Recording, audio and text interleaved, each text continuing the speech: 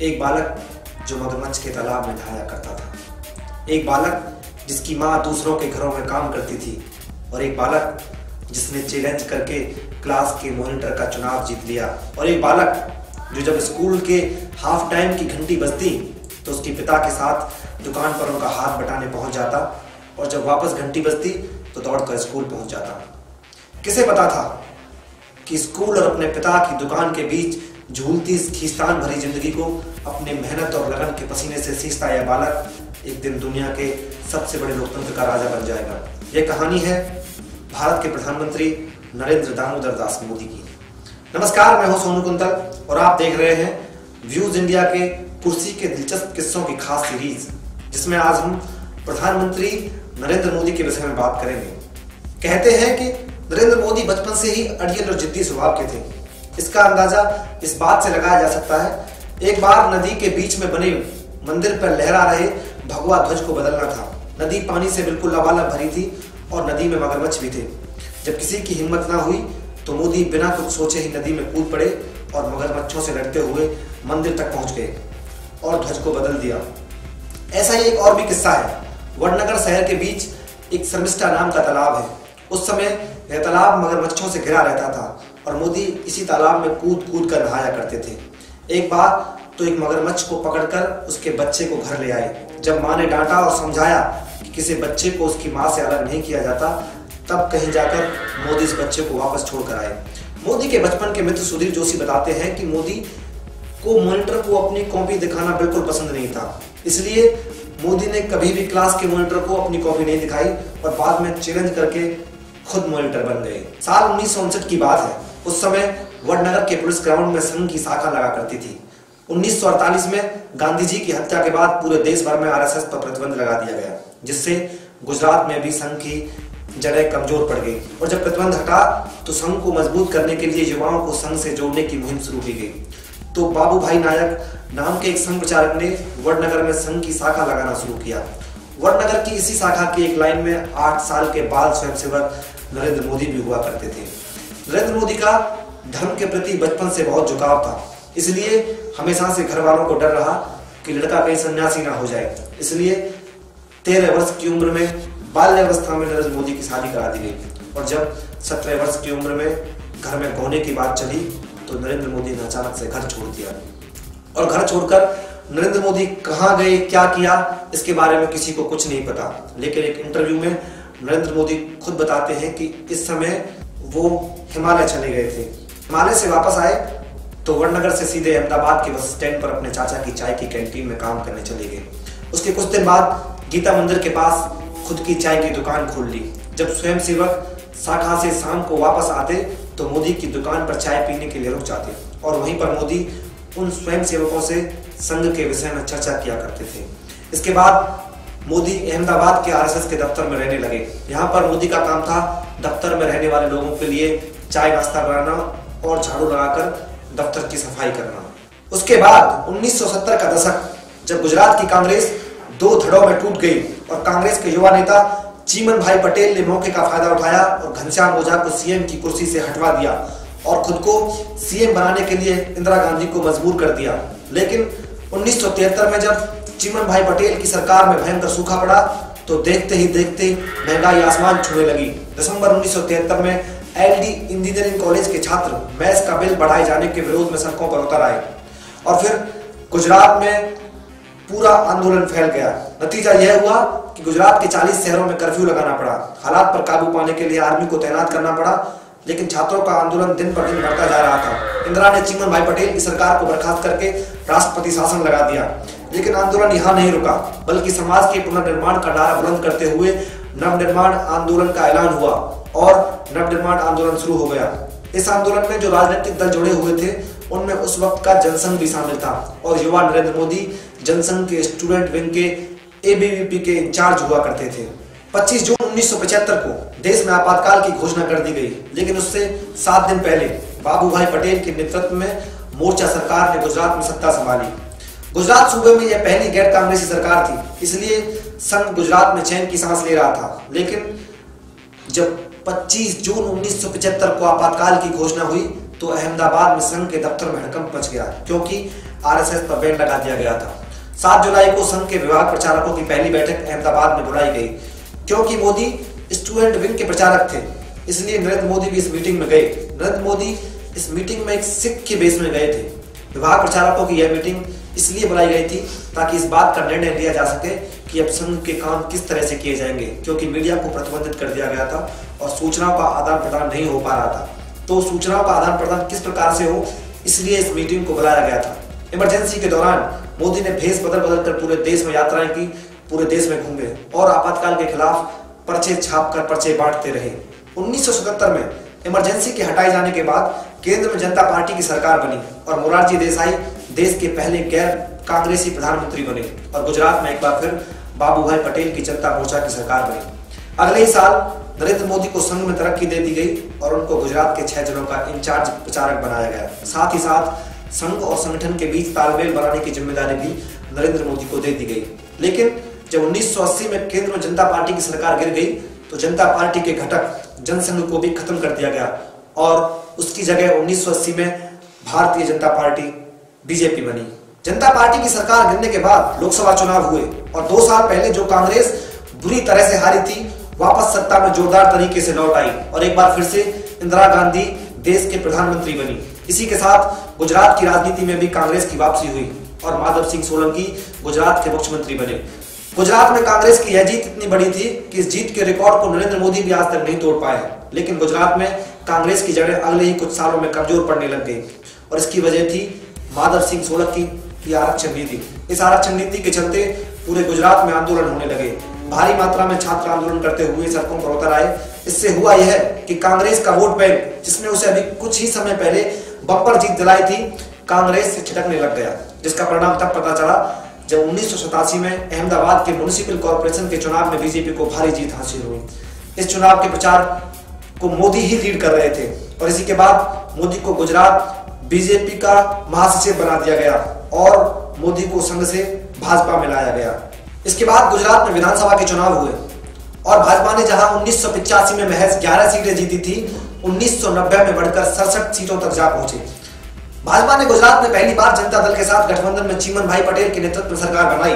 गुजरात में भले ही भाजपा मजबूत रही हो, लेकिन केंद्र में भाजपा का यही वो वक्त था जब भाजपा लोकसभा की 2 सीटों के साथ संसद में मौजूद थी और इसीलिए भाजपा ने अपना वोट बैंक बढ़ाने के लिए रथ यात्राओं की शुरुआत की। कहा जाता है कि रथ यात्राओं के पीछे भी मास्टरमाइंड मोदी ही थे, चाहे वो 1987 की न्याय यात्रा हो या 1989 की लोक शक्ति यात्रा या फिर 1990 की गुजरात में अयोध्या यात्रा या फिर 1991 की कश्मीर से कन्याकुमारी तक की एकता यात्रा।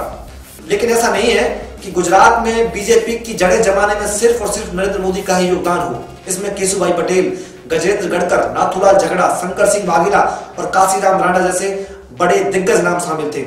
लेकिन मोदी ही थे जिसने मूल रूप से गुजरातियों को बीजेपी से जोड़ने का काम किया था। 1995 में पहली बार भाजपा ने अकेले अपने दम पर गुजरात में सत्ता बनाई। इस बार बीजेपी ने 182 में से 121 सीटें जीत ली। केशुभाई पटेल गुजरात के मुख्यमंत्री बने और यह वो दौर था जब गुजरात की विधानसभा में केशुभाई और वाघेला के अलावा तीसरे पावर सेंटर नरेंद्र मोदी हुआ करते थे। उस वक्त के कुछ अखबारों ने तो यहां तक लिख डाला था कि नरेंद्र मोदी ही सुपर सीएम है। केशुभाई पटेल जब मुख्यमंत्री बने तो शंकर सिंह वाघेला इस बात से रूठ गए और उनके दलों के विधायक को कोई मंत्रालय भी नहीं दिया गया था। इसलिए नाराज वाघेला बगावत पर उतर आए और अपने विधायकों के साथ खजुराहो भाग गए। विधायक जो वाघेला के साथ खजुराहो गए थे उनको खजूरिया और जो केशुभाई के साथ गुजरात में रुक गए उनको हुजूरिया कहा गया। वाघेला के विरोध के चलते केशुभाई को सीएम पद से हटाकर सुरेश मेहता को नया मुख्यमंत्री बनाया गया। लेकिन गुजरात की बीजेपी की आपस की लड़ाई इस समय तो दब गई, लेकिन 1996 में जब लोकसभा के चुनाव हुए और शंकर सिंह वाघेला ने गोधरा से चुनाव लड़ा और चुनाव हार गए तो उन्होंने बीजेपी से इस्तीफा दे दिया, बीजेपी को छोड़ दिया और अपने 47 विधायकों के साथ सुरेश मेहता की सरकार को गिरा दिया और अपनी नई पार्टी बनाई। पार्टी का नाम रखा राष्ट्रीय जनता पार्टी और कांग्रेस के साथ मिलकर खुद सीएम बन गए। बाद में राष्ट्रीय जनता पार्टी को कांग्रेस में ही विलय कर दिया गया। इस पूरे घटनाक्रम का जिम्मेदार मोदी को ही बताया गया, क्योंकि शंकर सिंह वाघेला कहते हैं कि मोदी के इशारे पर ही केशुभाई पटेल ने मेरे विधायकों को मंत्रिमंडल में कोई जगह नहीं दी थी और मुझे भी लोकसभा का चुनाव हराने में नरेंद्र मोदी का ही हाथ है। इसके बाद नरेंद्र मोदी को गुजरात की भाजपा इकाई से बेदखल कर दिया गया और उनको बीजेपी का राष्ट्रीय सचिव बनाकर दिल्ली भेज दिया गया था। देखने में तो यह नरेंद्र मोदी का प्रमोशन लगता था, क्योंकि नरेंद्र मोदी को गुजरात की भाजपा से हटाकर केंद्र की भाजपा में भेज दिया गया था। लेकिन नरेंद्र मोदी ये बात भली भांति जानते थे कि वह अपने राजनीतिक प्रतिद्वंदियों से लड़ाई में हार गए हैं। लेकिन नरेंद्र मोदी संघ की नर्सरी से निकले हैं, इतनी आराम से हार मानने वाले नहीं थे। इसके बाद मोदी बीजेपी के दफ्तर में 6 वर्षों तक रहे। गुजरात राज्य की राजनीति नया मोड़ ले रही थी, जहां कांग्रेस ने शंकर सिंह वाघेला और उनकी पार्टी से अपना समर्थन वापस ले लिया था, जिसके तहत विधानसभा भंग होने से 1998 में गुजरात में फिर से विधानसभा के चुनाव हुए और भाजपा फिर से अपनी बहुमत दर्ज करवा चुकी थी।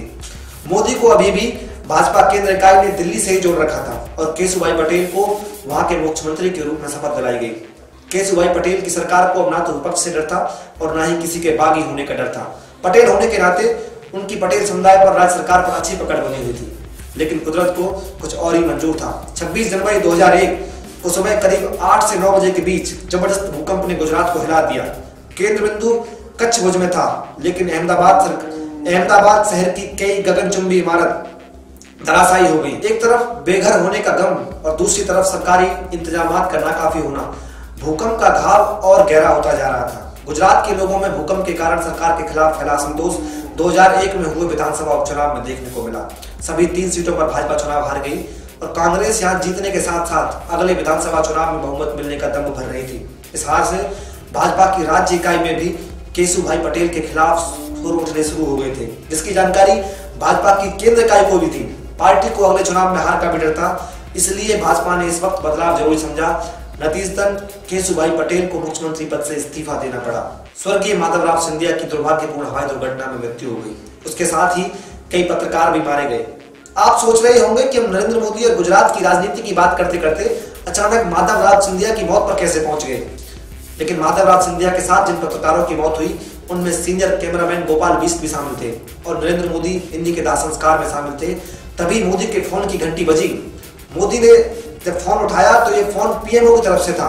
फोन की दूसरी तरफ थे तत्कालीन भारत के प्रधानमंत्री अटल बिहारी वाजपेयी। अटल जी ने पूछा, भाई कहाँ हो? तो मोदी बोले, मैं शमशान में हूँ। इस पर अटल जी ने कहा, तुम शमशान में हो तो मैं तुमसे अब क्या बात करूं। लेकिन उन्होंने मोदी को शाम को अपने आवास पर मिलने के लिए बुलाया। जब मोदी अटल जी से मिले तो उन्होंने कहा कि तुम दिल्ली का पंजाबी खाना खाकर बहुत मोटे हो गए हो, अब तुम्हें वापस जाना चाहिए। मोदी ने कहा, कहाँ जाना चाहिए? तो अटल ने कहा, तुम्हें गुजरात जाना चाहिए, तुम गुजरात चले जाओ और वहां से चुनाव लड़ो। तो इस पर मोदी चौंक कर बोले, मैं गुजरात से 6 साल दूर रहा हूँ, वहां के तमाम मुद्दों से दूर रहा हूं, ये कैसे हो पाएगा? लेकिन इस संदेश को मोदी बहुत अच्छी तरह से समझ गए थे। हालांकि वो इस निर्णय से आश्चर्यचकित भी थे। जो कभी विधायक भी ना बना हो, उस पर पार्टी इतनी बड़ी जिम्मेदारी देने का भरोसा कर रही थी। लेकिन जब प्रधानमंत्री खुद इस बात के लिए जोर दे रहे हो तो कौन हो सकता है जो मना कर सके। इस बारे में नरेंद्र मोदी खुद बताते हैं कि मैं कई वर्षों से गुजरात में नहीं था। मैंने पार्टी के अपने साथियों को फोन मिलाया और उनसे कहा, जब तुम मुझे बुला ही रहे हो तो ये बताओ कि मैं रहूंगा कहाँ, क्योंकि मेरे पास तो घर भी नहीं है। उन्होंने कहा कि आप चिंता मत कीजिए, आप बस आ जाइए, हम सर्किट हाउस में एक कमरा बुक करवा देंगे।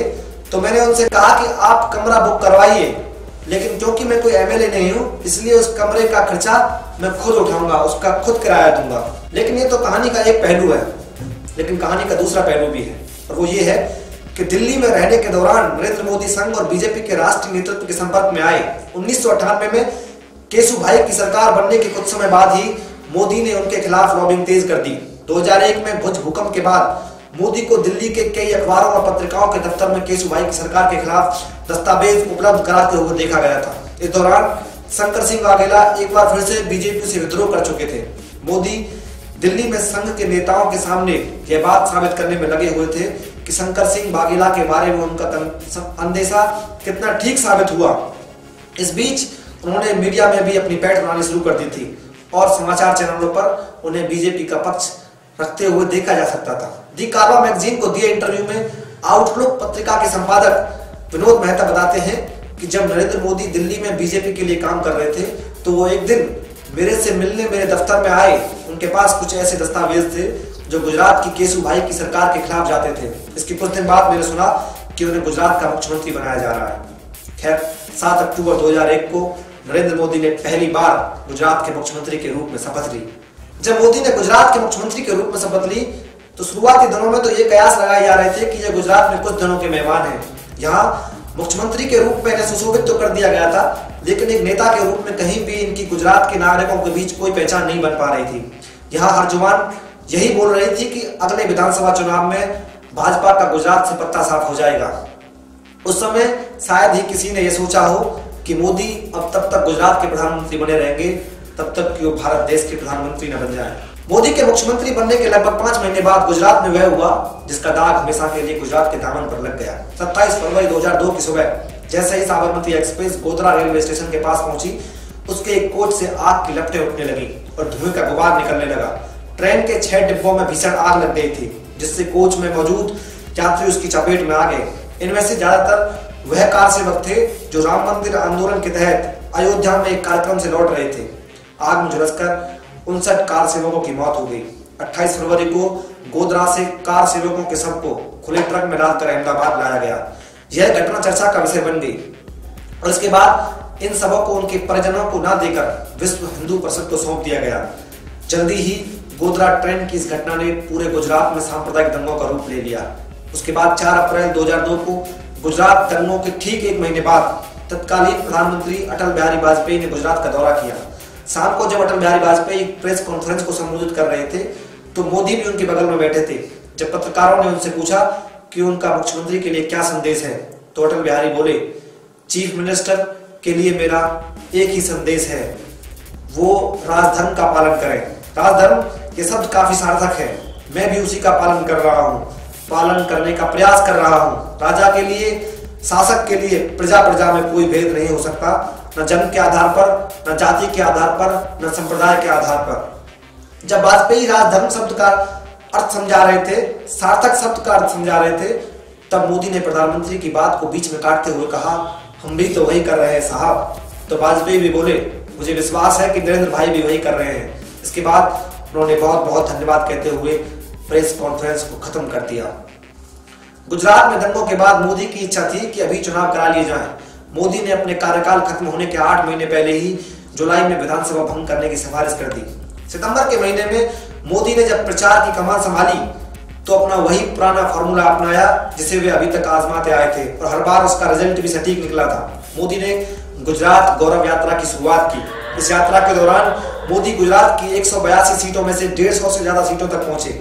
चुनाव के परिणामों में मोदी ने 182 में से 127 सीटें जीत ली और 22 दिसंबर 2002 को दूसरी बार गुजरात के मुख्यमंत्री के रूप में शपथ ली। गुजरात के सांप्रदायिक दंगों का मोदी की छवि पर क्या असर पड़ा, इस बात का अंदाजा इस बात से लगा सकते हैं कि 2003 में राजस्थान के विधानसभा चुनावों में उदयपुर में मोदी को वसुंधरा राजे के प्रचार के लिए बुलाया गया था। मोदी ने जैसे ही मंच से बोलना शुरू किया, सामने खड़ी जनता ने नारा लगाना शुरू किया, देखो देखो कौन आया, गुजरात का शेर आया। राजनीति में कोई भी नारा यूं ही सामने नहीं आता, तो इस नारे का भी कोई ना कोई मतलब तो निकलना था, क्योंकि दूसरे दिन के अखबार की सुर्खियां इसी नारे से लैस थीं। अब मोदी हिंदू हृदय सम्राट बन चुके थे। वही हिंदू हृदय सम्राट जो शब्द कभी आडवाणी के लिए प्रयोग किया जाता था, अब वह मोदी के लिए प्रयोग किया जाने लगा और देखते ही देखते मोदी हिंदुओं के दिलों की धड़कन बन गए। इसके बाद मोदी ने गुजरात में विकास का बीड़ा उठाया। मोदी ने विकास का एक नया मॉडल सामने रखा जिसका नाम था वाइब्रेंट गुजरात। मोदी ने बिना कुछ परवाह किए लगातार काम पर फोकस किया, लगातार काम करते गए और हर बार मुख्यमंत्री के चुनाव को जीतते गए, मुख्यमंत्री की शपथ लेते गए। 20 दिसंबर 2012 गुजरात विधानसभा चुनाव के रिजल्ट आने वाले थे। शाम को जब परिणाम आए और जीत सुनिश्चित हुई तो मोदी एक सभा में अपने समर्थकों से मुखातिब हुए।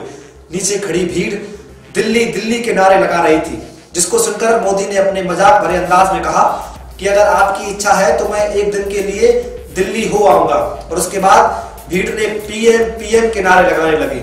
मोदी दिल्ली गए, लेकिन एक दिन के लिए नहीं बल्कि 2014 के चुनाव की रणनीति बनाने के लिए दिल्ली गए। 8 जून 2013 गोवा में बीजेपी की कार्यकारिणी की बैठक होनी थी। इस बैठक में भाजपा को उसकी राष्ट्रीय चुनाव समिति का निर्णय लेना था और इस मीटिंग में मोदी को राष्ट्रीय चुनाव समिति का संयोजक बना दिया गया। यह अप्रत्यक्ष रूप से मोदी को भाजपा का प्राइम मिनिस्टर कैंडिडेट करने जैसा था। मोदी का नाम सामने आते ही एनडीए के घटक दलों का टूटना शुरू हुआ। 70 सालों का एनडीए का गठबंधन तोड़कर नीतीश कुमार अलग थलग हो गए। नीतीश कुमार ने संसद में बोलते हुए कहा कि आया तो था बार बार संदेशा अमीर का, लेकिन हमसे हो ना सका मगर सौदा जमीर का। इन शब्दों के साथ नीतीश कुमार ने एनडीए से अपना गठबंधन तोड़ लिया। एनडीए के घटक दलों के टूटने के बाद मोदी की जिम्मेदारी थी कि कैसे बीजेपी को चुनाव में जीत दिलाई जाए। 13 सितंबर 2013 को बीजेपी की संसदीय बोर्ड की मीटिंग थी, लेकिन बीजेपी के कई बड़े नेता मीटिंग में जाने के बजाय आडवाणी के घर जा रहे थे, क्योंकि आडवाणी मीटिंग में आने को तैयार नहीं थे। पार्टी के राष्ट्रीय अध्यक्ष राजनाथ सिंह से जब पत्रकारों ने सवाल पूछा तो उन्होंने कहा कि पार्टी के भीतर कोई मतभेद नहीं है, आडवाणी जी की तबीयत नासाज है, इसलिए वो पार्टी के संसदीय बोर्ड की मीटिंग में नहीं आ पा रहे हैं और हम किसी को भी बोर्ड की मीटिंग में आने के लिए बाध्य भी नहीं कर सकते हैं। राजस्थान, एमपी, छत्तीसगढ़, दिल्ली और मिजोरम समेत 5 राज्यों में विधानसभा के चुनाव होने वाले थे। इसलिए बीजेपी ने 13 सितंबर को मोदी को बीजेपी का प्रधानमंत्री कैंडिडेट नियुक्त कर दिया, ताकि लोकसभा चुनावों का सेमीफाइनल माने जाने वाले इन चुनावों में कैंडिडेट का दमखम भी पता चल सके। मोदी ने चुनाव के प्रचार में खुद को सेंटर में रखा। 3 राज्यों में बीजेपी ने भारी जीत दर्ज की और दिल्ली में सबसे बड़ी पार्टी के रूप में निकल के सामने आई, लेकिन जीत का पूरा क्रेडिट मोदी के नाम आया। इसके बाद बीजेपी ने लोकसभा चुनाव की तैयारियां की। मोदी ने चुनाव प्रचार में एडी चोटी का जोर लगा दिया। अमित शाह ने यूपी की जिम्मेदारी संभाल ली और संघ ने अपनी तैयारियां तो बहुत पहले शुरू कर दी थी। संघ की तैयारियों का अनुमान महज इस बात से लगाया जा सकता है कि मोहन भागवत ने एक सभा में कहा कि अगर हम 2014 का चुनाव जीत जाते हैं तो 25 वर्षों तक सत्ता में रह सकते हैं, और अगर नहीं जीत पाए तो 100 वर्षों तक कोई भी हमारी मदद नहीं कर पाएगा। उसके बाद अब की बार मोदी सरकार और अच्छे दिन जैसे प्रभावशाली नारों के साथ बीजेपी ने चुनाव जीत लिया, और इस तरह जीता जिसकी उम्मीद खुद कभी बीजेपी ने भी नहीं की होगी। बीजेपी ने खुद अकेले अपने दम पर 282 सीटें जीती और अपने सहयोगी घटक दलों के साथ यानी कि एनडीए के साथ 336 सीटें जीत ली। यह लगभग 3 दशक के बाद पूर्ण बहुमत की सरकार थी और 26 मई 2014 को नरेंद्र मोदी ने भारत के 15वें प्रधानमंत्री के रूप में शपथ ली। लेकिन यह तो 2014 तक की कहानी है और अब समय है फरवरी 2019, जब हम 2019 के आम चुनावों की दहलीज पर खड़े हैं। मोदी एक बार फिर से प्रधानमंत्री बनने का दम भर रहे हैं और उनको रोकने के लिए विपक्ष हर संभव कोशिश कर रहा है। 2019 में देश के प्रधानमंत्री के रूप में शपथ कौन लेता है, ये देखना अभी बाकी है। अगर आपको हमारी वीडियो पसंद आई तो हमारी वीडियो को लाइक करें, हमारे चैनल को सब्सक्राइब करें, कमेंट करके अपनी राय हमें भेज दें। कैमरामैन योगेश चौहान के साथ सोनू कुंतल, व्यूज इंडिया। धन्यवाद।